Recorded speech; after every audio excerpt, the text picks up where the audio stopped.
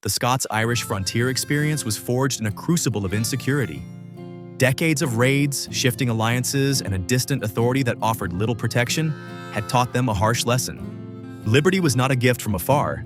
It was something seized, fiercely guarded, and maintained through personal strength and communal resilience. This was the spirit they carried across the ocean. Arriving in the American backcountry, they found a familiar landscape, isolated, dangerous, and again, far from the king's reach. They sought land and freedom, but often settled on insecure ground.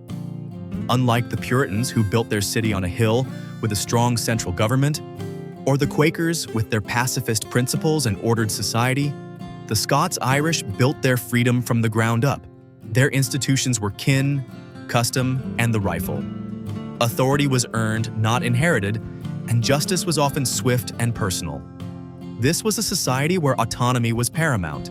They did not trust distant governments, whether in London or Philadelphia, to understand their risks or defend their families.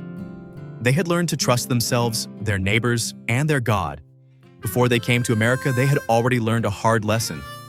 When law is weak and danger is close, freedom does not feel abstract. It feels like something you must defend yourself. These were people shaped by insecure ground. Raids, reprisals, clan memory, and contested land had taught them not to trust distance, promises, or polished authority. They did not grow up in tidy towns under strong institutions. They grew up where kin mattered, weapons mattered, and weakness invited trouble. That matters because people carry their worlds with them. And when the Scots-Irish crossed the Atlantic, they did not leave that world behind. They brought it into the American backcountry. If you followed them inland, you would not find a Dutch port, a Quaker town, or a Virginia estate. You would find cabins, ridgelines, thin roads, hard soil, and people living closer to danger than to government. This was a different America, not coastal, not refined, not comfortably governed. In earlier chapters, we met the Puritans, the Cavaliers, the Quakers, and the Dutch merchants. The Scots-Irish belonged to none of those worlds. Their liberty was not built on moral order, hierarchy, agreement, or trade. Their liberty was more personal than that, more local, more defensive. Liberty through autonomy. That did not mean they wanted chaos. It meant they trusted themselves more than distant rulers. They wanted room to stand on their own feet. To understand them, you have to see how they lived. Authority, religion, order, property, violence. None of these were abstractions on the edge of settlement. They were daily realities. Authority was not trusted just because it wore a title. It had to prove itself useful, local, and willing to share the same risks. That made distant elites look suspicious. Men in safer places making decisions for harder places. People on the edge noticed that quickly. Religion mattered deeply here, but not in the disciplined, orderly way of New England. Scots-Irish faith was often fiercer, more emotional, more bound to identity and endurance. The church was not just a place of doctrine. It was a place of memory, belonging, and moral seriousness in a world that could turn violent very quickly. Order, meanwhile, came less from institutions than from reputation. Family, neighbors, local custom, and the knowledge that weakness would be tested. That is a very different kind of order. Not absent, but improvised, local, and often harsh. Property mattered here too, but not as ornamental estate land, and not mainly as commercial opportunity. Land meant survival, independence, and a future for your children.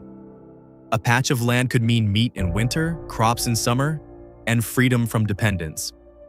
That made disputes over land and protection far more than legal questions. They were questions of whether you could live free at all.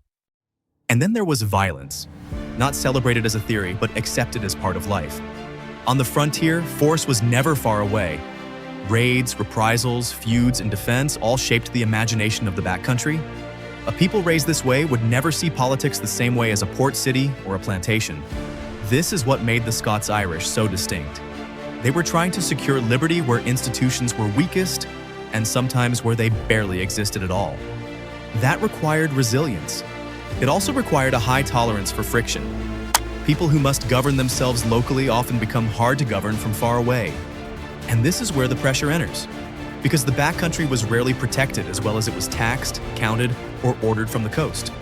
People on the fringes suffer first when power centralizes badly. They feel the delay, the neglect, and the arrogance before anyone else does. The Scots-Irish knew that in their bones. Representation mattered here because risk was unequal.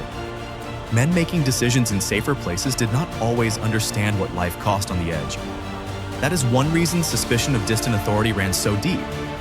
Not just because these people hated being told what to do, but because they believed distant power often failed to protect what it claimed to govern. This is where frontier autonomy becomes political. When institutions are weak, local loyalty grows stronger. And when centralized planning fails, people trust local judgment more than distant design. There is something admirable in that. The Scots-Irish could endure hardship, organize quickly, and defend their own when larger systems moved too slowly. But there was also something dangerous in it. A people who trust themselves more than institutions can become volatile when anger rises. Autonomy can defend liberty. It can also sharpen grievance.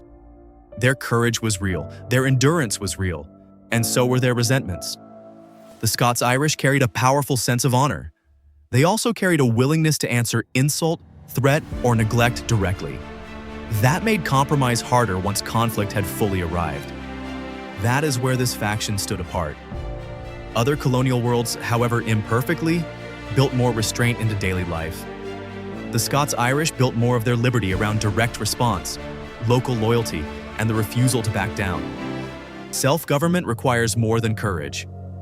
It also requires restraint. And that was one of the hardest things for this frontier culture to sustain once anger had fully taken hold. This is one of the deepest recurring forces in American life.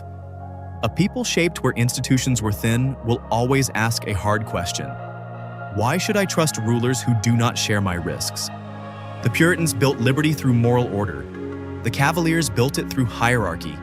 The Quakers through agreement. The Dutch through trade. The Scots-Irish built liberty through autonomy. Not because autonomy is always highest in theory, but because in their world, dependence could be fatal. That solved something real. It created resilience where systems were weak. It made hard people harder to dominate. But it also created a weakness. A society built too much on autonomy can struggle to trust institutions even when good institutions are needed. That is the real trade-off. When people are left out, underprotected, and underrepresented, they become suspicious of power. Sometimes wisely, sometimes destructively. And this is why the Scots-Irish matter so much in the American story. Not as colorful background figures, but as a living faction with a lasting instinct, local over distant, autonomy over dependence, earned authority over imposed control. The Constitution would later have to contain energies like this, not erase them, not satisfy them completely, but make room for them without letting everything fracture. Because a nation built from rival worlds had to find peace among people who trusted very different things. Some trusted institutions. The Scots-Irish trusted character, kin, and local resolve.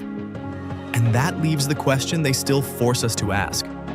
When institutions grow distant, slow, and unresponsive, who suffers first? And who is left to carry liberty on their own shoulders? For the fight for liberty never ends. It only changes hands.